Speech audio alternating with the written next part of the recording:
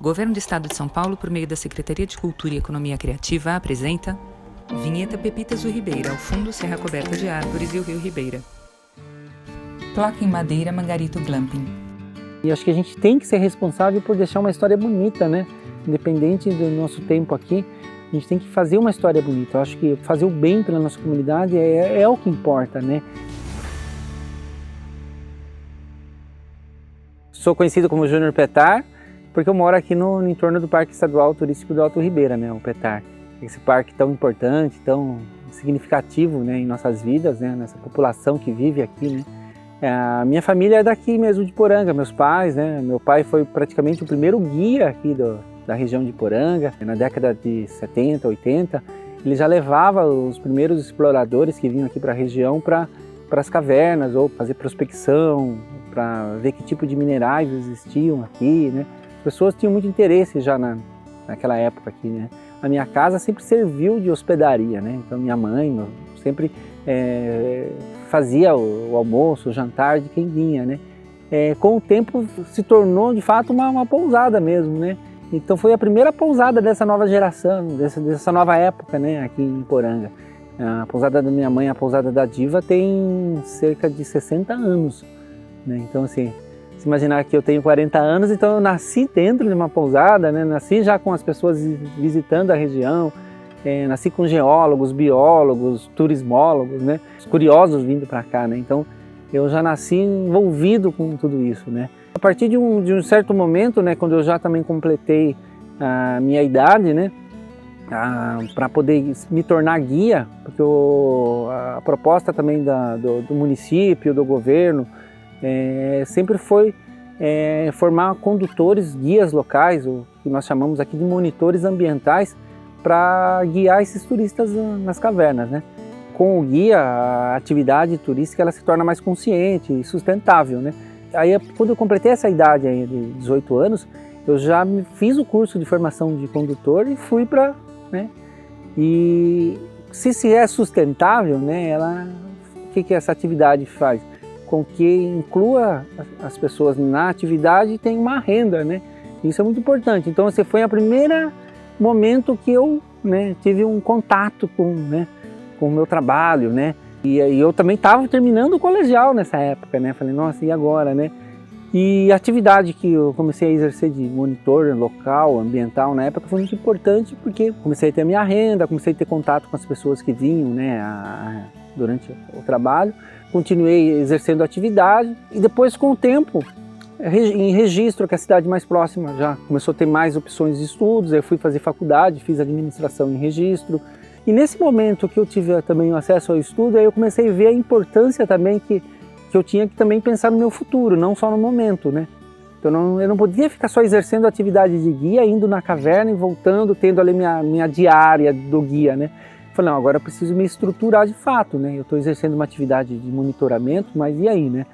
E eu vi que eu poderia ter a minha própria empresa de turismo, né? Que eu poderia fazer uma atividade organizada, mais estruturada, né? E oferecer outros serviços aqui, além do serviço do monitor, poderia fazer um agenciamento de pousadas, oferecer um traslado para o visitante que vinha para a região, né?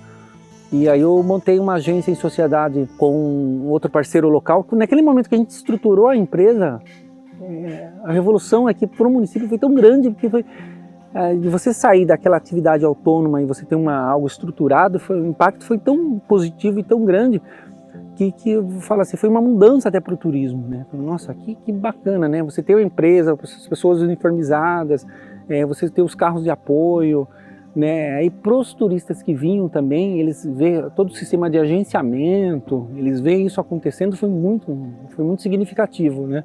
E também começaram a surgir outras empresas, né? Aí as coisas vão acontecendo naturalmente, né? Aí a pousada da minha mãe, que é lá da década de 80, ela sempre foi uma pousada estruturada para receber grupos, colégios, e é também estruturada para receber pesquisadores, né? Mas as pessoas que querem fazer um bate-volta, uma viagem mais rápida, né? E aí eu viajando, né, conhecendo ou trabalhando com turismo, eu comecei a ficar instigado, assim, mas por que a gente não recebe aquele público que tem procurado destinos como Bonito, outras regiões do Brasil que também é de turismo de natureza, só que tem um valor agregado, um ticket diferenciado, né? E por que a gente não traz esse público para cá que quer curtir um pouco mais de experiência, né? E foi justamente também num período que o governo federal tinha um programa chamado Benchmarking, né? Que facilitava, que levava alguns nomes, algumas pessoas das regiões do Brasil para conhecer alguns destinos, referências no mundo ou no Brasil mesmo. De lá você trazer experiências para o seu local. E foi nesse período, se não me engano foi em 2004, que eu fui para o Peru. O governo levou a gente para fazer uma viagem de benchmarking para o Peru, ali na selva peruana. Cusco, tem Machu Picchu, a gente desce lá para a selva peruana na divisa com o Acre, né? Não, mas do lado peruano ali, né? Uma região maravilhosa ali, a selva peruana. E aí eu conheci uns hotéis de selva lá, que tem umas cabaninhas de madeira. São umas construções muito fáceis, a construção fácil, ecológica, que se assemelhava muito ao que a gente tem aqui no Vale do Ribeira. Tá? Então assim, eu me lembrava que todo morador local aqui no Vale do Ribeira, tradicional, tem a sua casa, mas às vezes no fundo você tem uma casinha de madeira lá para você guardar suas coisas. Eu falo, mas isso você lembra muito o que a gente tem, né, lá no Vale do Ribeira. Só que lá no Peru eles colocavam uma cama king size, aquecedor, tinha um banheiro, né, e adaptavam assim de uma maneira tão aconchegante que todo mundo queria dormir lá, né. Eu falei, mas o Vale do Ribeira é tão comum, a gente guarda milho, guarda feijão, E aqui no Peru as pessoas adaptaram para dormir, né? E obviamente fizeram um hotel, né, com todas as normas possíveis. E eu falei, olha que legal, né? E no Vale do Ribeira a gente está perdendo a oportunidade, né? Aí quando eu voltei, eu fiz duas aqui. Fiz duas cabaninhas, né, com as técnicas que a gente tem aqui, que a minha família tem, os moradores tradicionais aqui tem. Eu fiz duas cabaninhas de madeira, que a gente chama aqui de tarimba, né? Construí, né, eu fiz banheiros, né? Coloquei camas, toda a estrutura. E começamos a divulgar, né? Eu divulgava junto com a minha mãe, com a pousada da minha mãe. E eu comecei a ver, depois de um tempo, o interesse das pessoas em querer se hospedar em algo diferente também, né? Nossa, mas eu quero ficar naquela cabana no meio da mata. Depois estudando e pesquisando, eu descobri, né, sobre o glamping, né, essa nova tendência mundial, né, que o glamping ele alia o acampamento com o glamour, que o que eu estava construindo, que o que tinha também lá no Peru, tem esse conceito de glamping, né, você se hospedar na natureza com conforto, né, você sem abrir mão do conforto, mas você sentir a natureza, você tem algumas técnicas, né, e eu vi que eu tinha aqui, de fato, né, era um novo conceito de hospedagem, que você podia alinhar o que você tem na comunidade tradicional, né? E eu falei, eu tenho tudo isso aí, né? Não tem segredo, né? É só você ver o que tinha aqui mesmo, né? A demanda foi tanta que também construímos um novo bloco, novas opções de quartos, né? Para um novo público que também começou, o turismo na região começou também a crescer de uma maneira, e a escala de tempo muito curta, assim, tão intensa, que ainda nós estamos ainda nesse processo ainda de construção. Então assim, sabe, o processo está tão intenso que não estou falando de uma história assim, de anos, é de momento, né? Eu nunca me vi fora daqui do Vale do Ribeira, nunca me vi fora de Poranga, né? Primeiro com o amor que eu tenho por aqui, né? Então assim, a primeira dica que eu dou, primeiro ame o lugar, né? Ame o Vale do Ribeira, ame estar onde você vive, né? Quando me perguntam, né, qual é a floresta mais importante do mundo, eu sempre digo, a floresta é a Mata Atlântica, né, a mais importante do mundo, é essa que está aqui no meu entorno, né. Qual a rua mais importante do mundo? É a rua da minha casa, né.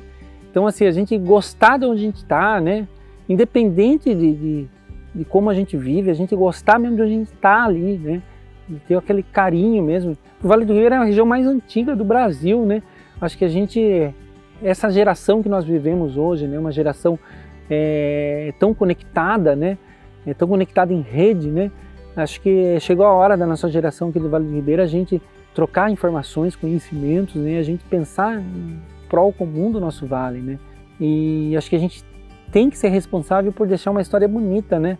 Independente do nosso tempo aqui, a gente tem que fazer uma história bonita. Eu acho que fazer o bem pela nossa comunidade é o que importa, né? E a gente, né, contribuir com os moradores, com o entorno. Isso que eu acho que que vale, né, na vida, né? Isso que é importante, né? Vinheta Pepitas do Ribeira. Instagram Glamping Mangarito, Facebook Glamping Mangarito, WhatsApp 15 99745 5040. Logomarcas, Coop Audiovisual, Roca Produções, Criativos Gestão de Marca. Logomarcas, PROAC Direto, Garimpo de Soluções, Dagosto Cerdo Ribeira e Governo do Estado de São Paulo.